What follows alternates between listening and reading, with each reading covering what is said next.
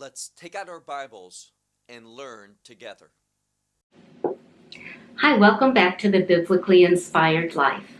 Let's begin by talking about the current events with the coronavirus.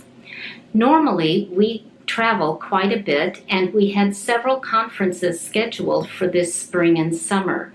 We were supposed to go to Tokyo and Finland, Sweden, some other places, and all of those conferences were canceled or postponed. So we've been here at home since the end of February, and we've really enjoyed the time here. We've been able to accomplish a lot, both personally and with loveisrael.org.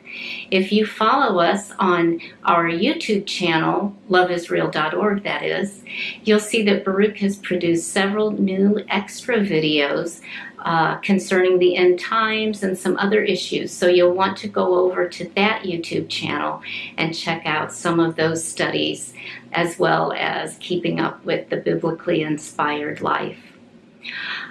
In February or end of January, I began a Read Through the Bible in a Year program. And I just completed First Samuel. So what I like to do is do through the Bible in a year, and then also do the studies that, other studies that we do, whether it is some of the online studies with Baruch, or also the Hebrew study that we have each week at our study center. So this is just my yearly Read Through the Bible in a year, and I just finished First Samuel.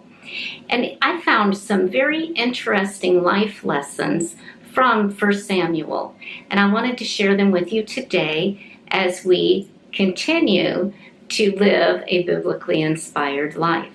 So the first life lesson that I noticed that I wanted to share with you today is that fear will lead you to disobedience. If you look in 1 Samuel chapter 15 and verse 24, Saul said to Samuel, "I have sinned, for I have transgressed the commandment of the Lord and of thy words, because I feared the people and obeyed their voice." Now the situation during that time was that Saul was called to lead the children of Israel out against the Amalekites, and he was told to destroy them and to destroy their livestock and all of the things that they owned. They were not to plunder. You read in the scripture many times when the children of Israel are told by God to go destroy certain pagans, that sometimes they're told to destroy everything, other times they're told to keep the children, other times they're told you can take plunder. It just depends on what God tells them to do. In this situation, the Israelites were told to destroy everything and to not take the plunder, but Saul was afraid of the people, and so he allowed them to take the plunder from the Amalekites against God's wishes, and therefore we see an instance where fear caused Saul to disobey God.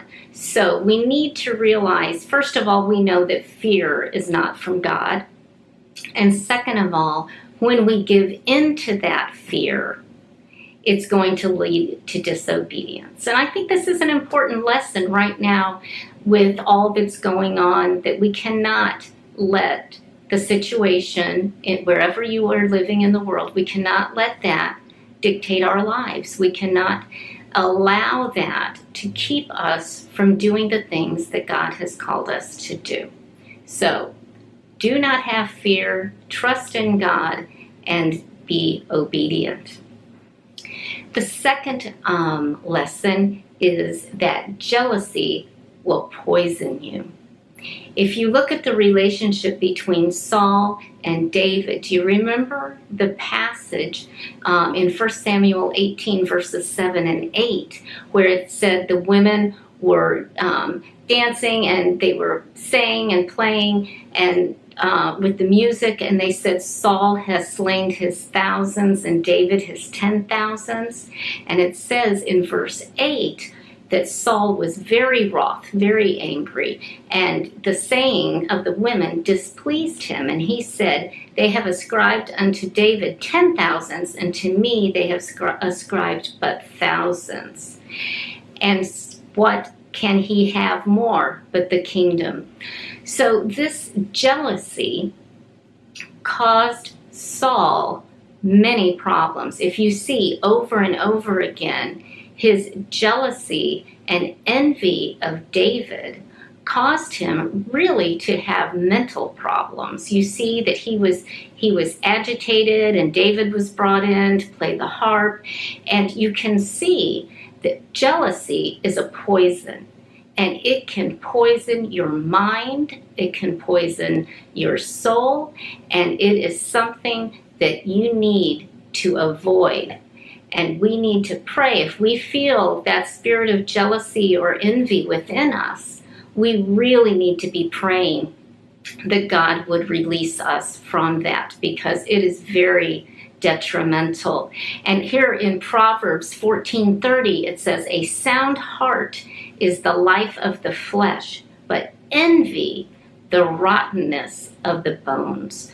So it can take a hold of your life, just as fear can. Jealousy can take a hold of your life and cause you many, many problems.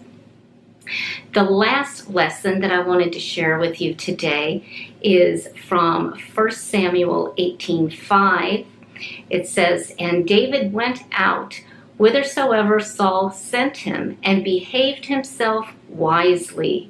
And Saul set him over the men of war, and he was accepted in the sight of all the people, and also in the sight of Saul's servants." And what we find is this: when you behave properly, when you behave obediently and wisely, people are going to notice that, and you're going to be blessed because of it. Not that we're expecting full blessing for obedience in this life, but if you feel a call in ministry, if you want some sort of responsibility within your congregation or the community, you need to show yourself as being someone who can behave wisely, modestly, and appropriately. And it says in 1 Samuel 18:15, it says, "Wherefore when Saul saw that he behaved himself very wisely," meaning David, "he was afraid of him." So even someone who was, in some respects, you would say, David's enemy, at least Saul saw himself as David's enemy, it created a fear in him because he saw that David was behaving properly. And I wanted to read one more verse in relation to that about behaving wisely and properly, and that's in James 3:13. "Who is a wise man and endued with knowledge among you? Let him show out of a good conversation his works with meekness and wisdom." And then in James 3:17 it says, "But the wisdom that is from above is first pure, then peaceable, gentle, and easy to be entreated, full of mercy and good fruits, without partiality and without hypocrisy." So I'd like to encourage each of you today, and also encourage myself, to look over these verses again and realize that there are possibly some behaviors or some thought patterns that we've allowed to creep into our lives, which are very detrimental to us personally and our walk with the Lord, and also our relationships with other people. So remember the three, and they are: fear will lead to disobedience, jealousy is a poison, and always behave wisely and properly and prudently, and that behavior will be rewarded, whether by the Lord and possibly also by your fellow believers and friends, and they will see you as a leader in the community, whether it's the congregational community, the community you live in. But these traits are very important to either rid ourselves of or to cultivate. So until next time, I hope that you're all well and have a great day.